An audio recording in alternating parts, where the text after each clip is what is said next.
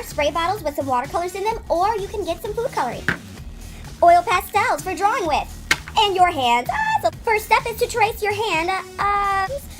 For the first time, you place your hand wherever you want. You spread your fingers out really wide. Start at the base of your hand and let that pastel drag around the edge of your fingers. Please go very slow. Take your time, especially when you go around those corners. It's like being in a race car. You know, speeding around the corners, you'll pretty much fall off of the track. All right, I think I'm done.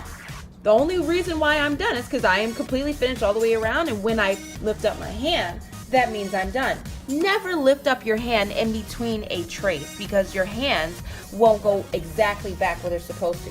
All right, so that is how you trace correctly. Now, let's talk about what happens when you trace incorrectly. So if you decide to keep your fingers closed and not spread them, you'll trace a glove. You don't want to trace gloves. Another thing is students like to trace around their fingers and create an actual glove. That's incorrect. No Mickey Mouse gloves here today, guys. So when you're tracing, make sure you spread your fingers and trace along the edge of your fingers. You want to feel the pastel against your fingers.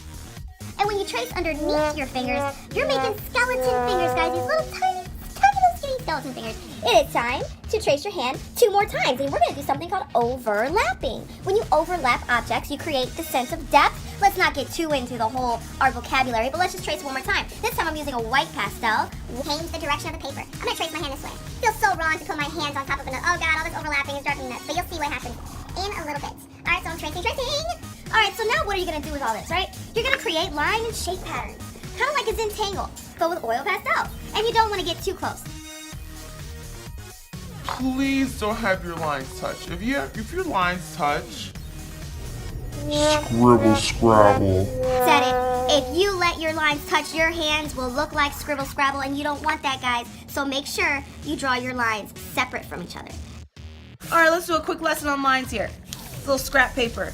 This is a horizontal line. Yay! This is not a horizontal line. This is a curved line. Wonderful! This is not a curved line. This is a scribble scrabble line. This is a zigzag line. Great. This is not. This is a big scribble scrabble.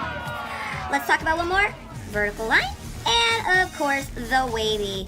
A lot of times students struggle with the wavy. It's almost like you're kind of drawing. Waves in the ocean. That's a wavy line. This is not a wavy line. This is not a wavy line. This is a wavy line. All right, so those are your lessons on lines. So that's how you draw your lines. Anyway, back to the masterpiece at hand. All right, so I made my line pattern. Maybe I'll switch it up here. I'll do some white. I'll go white and red. White. Okay, so here is a problem. I got to my hand in the orange. What am I going to do? I'm going to switch up the pattern. I'm doing some vertical lines with a white pastel. Beautiful. Wavy.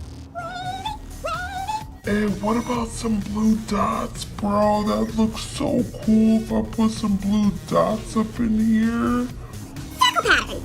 You know, when you draw lines, always have a starting point and an ending point. Never have lines start in outer space. Tricky. All right, cool. I'm digging this. I think this looks pretty sweet. I am finished. All right, what am I going to do next? I'm going to spray. Let's zoom out of here. All right. You're going to spray with your different watercolors. Maybe a doll could do it for you, or you could do it yourself, kinders. You guys need a little extra help with the spray bottle because it is kind of hard to spray. When you spray, you hold at an angle. Oh, that's not spraying. Okay, let's try this out. All right, and so I like using spray bottles to put watercolors on my paper just because it's less messy and it still gives me that beautiful color effect.